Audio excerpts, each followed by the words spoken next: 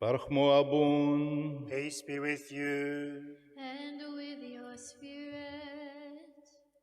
From the Gospel of our Lord Jesus Christ according to St. Matthew, who proclaimed life to the world. Let us listen to the proclamation of life and salvation for our souls. Remain silent, O listeners, for the Holy Gospel is about to be proclaimed to you. Listen and give glory and thanks to the word of the living God. Jesus left that place and went away to the district of Tyre and Sidon. Just then a Canaanite woman from that region came out and started shouting, "Have mercy on me, Lord, Son of David. My daughter is tormented by a demon." But he did not answer her at all. And his disciples came and urged him, saying, "Send her away, for she keeps shouting after us." Jesus answered, "I was sent only to the lost sheep of the house of Israel." But she came and knelt before him, saying, "Lord, help me." And he answered, "It's not fair to take the children's food and throw it to the dogs." She said, "Yes, Lord. Yet even the dogs eat the crumbs that fall from their master's table." Then Jesus answered her, "Woman, great is your faith. Let it be done for you as you wish." And her daughter was healed instantly. Baruch Mo Abun. This is the truth. Peace be with you. Praise and blessings to Jesus Christ, our Lord and God, for giving us in his words of life. Praise and blessings to Jesus Christ, our Lord and God. Father Charbel, Subdeacon Ghassan, brothers and sisters, hope you're all well. We miss you all and we hope to see you soon. I remember a few years ago, I was at the beach with a friend of mine and my youngest daughter. She was a little girl, and it wasn't a very nice day. There was no one on the beach. My friend wanted to go for a swim, and I was a bit reluctant because we saw a lot of blue bottles in the water. And he said, "Look, there's a nice spot over there. I can't see any blue bottles. Let's go swim over there." So I said, "All right." So me and him and my daughter started swimming, and then wouldn't you know it, I heard my daughter screaming. She was screaming and shouting. She was crying. She'd been bitten by a blue bottle. So I picked her up and I started to run up the beach towards the lifeguards. And as I was running up the beach, I could hear the lifeguard on the announcement saying, "There's a lot of blue bottles in the water. Don't go swimming. And if you get bitten by a blue bottle, don't bother coming to us." And he was talking to me because I was the only one on the beach. Anyway, I ran up to him, holding my daughter who was crying and screaming. And just as I got to him, he turned his back on me. I couldn't believe it.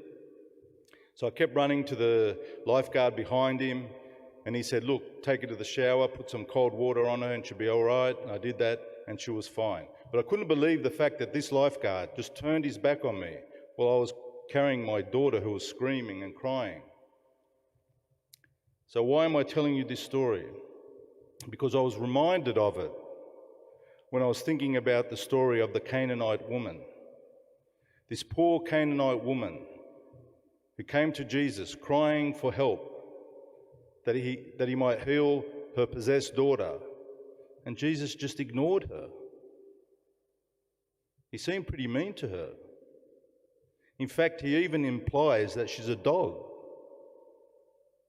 Jesus wasn't being very politically correct here. If he did that today, he'd be accused of being a racist and sexist and cancelled from speaking publicly. So what's the meaning of this story? To understand this story, you need to understand that the Jews believed that they were God's chosen people. They believed God loved them and didn't like anybody else. God cared for them and he cared for nobody else. And this woman was a non-Jew. She was a Canaanite, so she was a different religion and a different race. But Jesus healed her because Jesus wanted to show that God's love is not just for the Jews, it's for everybody. And this woman seemed to understand this by her faith, and Jesus rewarded her faith by healing her daughter.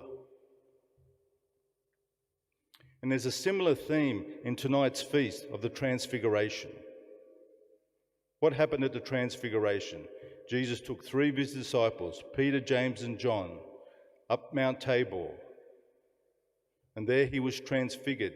His clothes turned radiant white, and his face shone like the sun. And they heard a voice coming from heaven, the voice of God saying, "This is my Son, the beloved, listen to him." So what did the disciples see at the Transfiguration? They saw what the Council of Chalcedon defined dogmatically, and what the 350 Maronite martyrs died defending, namely that Jesus was both fully human and fully divine, that his human nature and his divine nature were not separate, they were united. They were united in the one person of Christ who came to unite heaven and earth. Jesus wasn't showing off to his disciples on Mount Tabor. He wasn't saying, "Look at me, I'm the Son of God, aren't I wonderful? Bow down and worship me." He wasn't showing off his glory as the Son of God. He came to share that glory with us. He came to make us sons and daughters of God. In John's Gospel, chapter 1, we read that from his fullness all of us have received. And it says, whoever believed in him, he gave the power to be children of God. And Jesus says in John chapter 8 that if you believe in the light, you'll become children of the light. Jesus didn't come to show off his light, he came to give us his light. He didn't come to show off his glory as the Son of God, he came to give us that same glory as sons and daughters of God. And sometimes I wonder, why did Jesus only show 3 disciples? Why did he go up the mountain? Why didn't he go to Jerusalem and show everybody the Transfiguration? And then everybody could have seen him shining, and everybody could have heard the voice from heaven, the voice of God saying, "This is my Son." It would have made life a lot easier for him. And the answer I always get is that we are called to live by faith. We are called to live by faith. And it's important to remember that the light on Mount Tabor was not restricted to that one time and to that one place. Just like God's love and God's healing was not restricted to the Jewish people, it was for everyone. The light that was revealed on Tabor is the same light that was revealed at the resurrection and that fills heaven and earth. It went from Mount Tabor to everywhere. But you can only see it through faith. But if you have faith, if you don't have faith, you can't see it. But if you have faith, you'll see God everywhere. Because Jesus came to unite in his body humanity and divinity, the spiritual and the material. This is the meaning of the Transfiguration. So get rid of all these ideas that somehow God is separate from us. Somehow he's up in heaven and we're down here on earth and they're separate. No, that's not true. The resurrected Christ is with us now. And we can experience him now if we have the eyes of faith.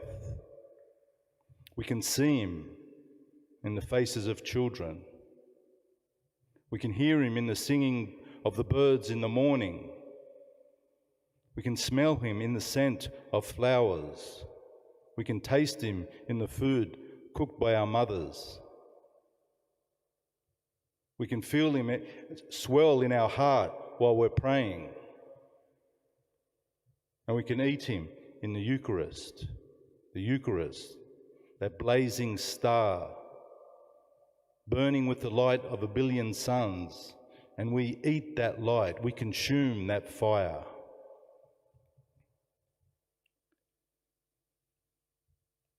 Mary MacKillop, whose feast day it is today, was a woman who saw the light of Christ, especially in the poor and the suffering. She was born in 1842 in Melbourne and is Australia's first and only saint. We have a painting of her outside the front of the church. And she said, "Whenever you see a need, do something about it." And she saw that the children of the poor people were not being educated, so she did something about it. She started a school. And that school was in a barn, and it had 50 students. And she started an order of nuns called the Sisters of St. Joseph. They actually taught me at St. Therese in Lakemba.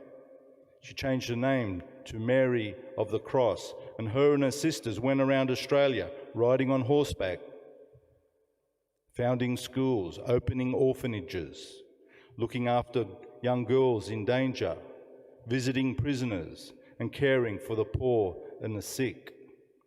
It's Christians like Mary that made Australia the great country it is today. And that's why it was very disappointing last week when I read that the Victorian government, the same place where Mary was born, said that if they are re-elected, they will stop saying the Our Father at the beginning of each parliamentary sitting, something they've been doing for the past 100 years.